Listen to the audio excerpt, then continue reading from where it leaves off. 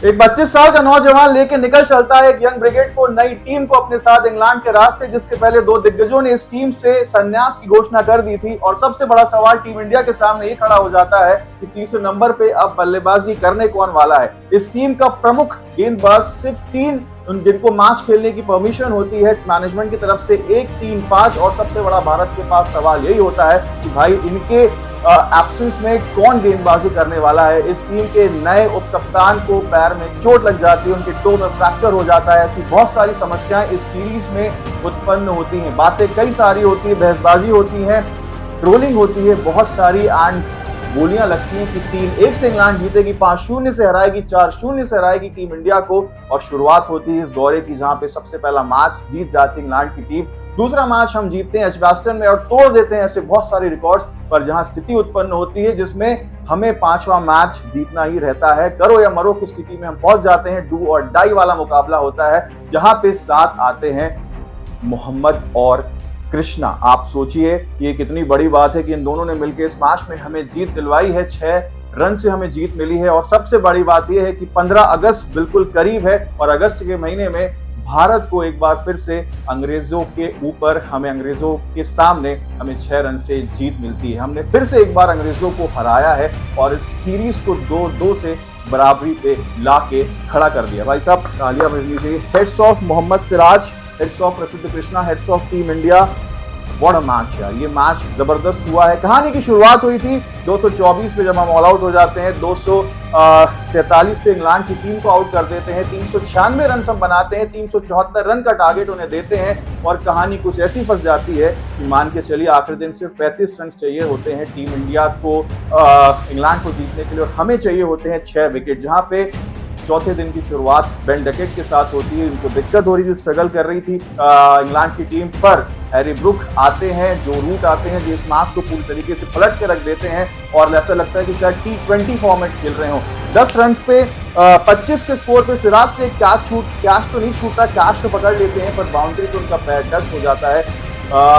और देखा जाए तो सिराज ने तो ये भी कहा कि उनकी मतलब रात की नींद जिसको बोलते हैं वो हराम कर देता है, क्योंकि भाई ये कैच छोड़ना मैच छोड़ने जैसा साबित होता है। क्योंकि भारत के सामने इंग्लैंड इस तरीके से खेलती है कि आप सोचिए कि मतलब 301 पे 3, इसके बाद कौन सी टीम, आप सोचिए 374 का टारगेट, कौन सी टीम हार सकती है। पर भारत की जबरदस्त वापसी होती है। 301 पे 3 के बीच में से 367 पे ऑल आउट कर देती है टीम इंडिया, जिसमें 7 विकेट्स गिरते हैं और 66 रन सिर्फ इंग्लैंड की टीम बना पाती है। और आखिरकार जब ये मैच का अंत होता है 5 दिन, जब बारिश एंड बैड लाइट के चलते इस मैच को अगले दिन तक बढ़ा दिया जाता है। और ये समय जबरदस्त होता है। आप सोचिए कि 35 रन उन्हें चाहिए थे जीतने के लिए और हमें चाहिए थे 4 विकेट। टेस्ट के इतिहास में भारत की सबसे कम अंतर से जीत है 6 रन से, और ये बहुत बड़ी बात है। 6 रन मतलब, पर जीत अंतर जरूर कम है पर जीत बहुत बड़ी है। वैसे रिकॉर्ड्स बहुत सारे हैं, मुझे लगता है कि शायद उसके लिए हमें एक नया वीडियो बनाना पड़ेगा, पर फिर भी मोहम्मद सिराज यार 185.3 ओवर्स इन्होंने डाले हैं इस पूरे सीरीज में। एंड ये बहुत बड़ी बात है। इस पूरे इनिंग्स में सेकंड इनिंग्स में इन्होंने 5 विकेट लिए, भाई पंजाबी खोल दिया। पहले इनिंग्स में 4 विकेट लिए थे मोहम्मद सिराज ने। एंड टोटल इस पूरे सीरीज, अभी इस मैच में 5वें मैच में 17 विकेट्स लिए हैं मोहम्मद सिराज और प्रसिद्ध कृष्णा ने मिलकर। 4 लिए थे प्रसिद्ध कृष्णा ने और 4 लिए थे मोहम्मद सिराज ने पहली इनिंग्स में, और सेकंड इनिंग्स में लिए थे 5 विकेट। ओवर्स की बात करें तो 185.3, दूसरे सबसे ज्यादा मेडन ओवर डालने वाले मोहम्मद सिराज 26, बेस्ट बॉलिंग में 70 पे 6। दैट्स ह्यूज यार, मतलब जबरदस्त। एक पारी में सबसे ज्यादा बार 5 wicket, 2 wicket Mohammed Siraj, super. Wickets इन्होंने इस बीच में 23 विकेट लिए हैं पूरे सीरीज में, ये जबरदस्त है। अगर मार्जिन की हम बात करें तो इस मैच में 6, इसके पहले मुंबई में हम जीते थे तो 13 रन से जीते थे, जहां पे ऑस्ट्रेलिया हमारे सामने था। कोलकाता में 28, इंग्लैंड के सामने थे हम। एडिलेड में 31 रन से, जहां पे ऑस्ट्रेलिया हमारे सामने था। बात क्रिस वोक्स की भी होनी चाहिए, उनके जज्बे को सलाम है भाई साहब, क्या प्लेयर है, बड़ा प्लेयर यार। मतलब आपका शोल्डर डिस्लोकेट हो गया है, ऐसे मौके पे शायद हम चल भी ना पाए, दौड़ना तो बहुत दूर की बात है। ये क्रिकेट खेलने के लिए आए थे आज के दिन, जब 35 रन चाहिए थे, विकेट गिर जाते हैं। क्रिस वोक्स यार सुपर्ब। इस मैच में जबरदस्त बॉलिंग पूरे सीरीज में की है। इस मैच में तो खैर फिर वो कर नहीं पाए, उनको जब इंजरी हो गई थी उसके बाद। पर मोहम्मद सिराज, डीएसपी मोहम्मद सिराज साहब, जिनको प्लेयर ऑफ द मैच का अवार्ड मिला और प्लेयर ऑफ द सीरीज का अवार्ड मिला है हैरी ब्रुक को। इट्स वंडरफुल यार, पूरी टीम जबरदस्त खेली। जो रूट को शुभकामनाएं, इस मैच में उनका फिर से शतक हुआ, दैट्स जबरदस्त, बहुत बहुत शानदार था। इन्होंने 111 रन बनाए, जो रूट ने 105 रन बनाए, सॉरी, हैरी ब्रुक के 111 रन 98 बॉल्स पे। मेरे हिसाब से 113 रन का स्ट्राइक रेट था उनका। मेरे हिसाब से ना ये ओडीआई और टी20 का मिश्रण लगा मुझे, बहुत बहुत जबरदस्त। कुल मिला के टीम इंडिया बहुत जबरदस्त खेली। रिकॉर्ड्स कई सारे हैं, हो सकता है कि हम नया वीडियो भी उससे बनाएंगे, क्योंकि यार डिजर्व भी करती है टीम इंडिया जिस हिसाब से खेली है। और 2-2 से इस सीरीज की बराबरी हुई। और इंग्लैंड, अगर वैसे बातें तो कई सारी हो रही थी कल, क्योंकि मोहम्मद सिराज के ऊपर जब उन्होंने कैच छोड़ा तो ये कैच मैच ड्रॉप तो नहीं है। वैसे यार उन्होंने बात भी की कि I believe in my self, क्योंकि ये बात तो हुई थी, क्योंकि इसके पहले वो कहा भी करते थे, मतलब कहानी की शुरुआत होती है from I believe in Jassi भाई से लेके I believe in my self. और उन्होंने बात भी बताई कि जब सुबह उठे तो उन्होंने गूगल पे सर्च किया बिलीव करके, एंड उनका स्क्रीनशॉट लिया और उसको अपना वॉलपेपर बनाया।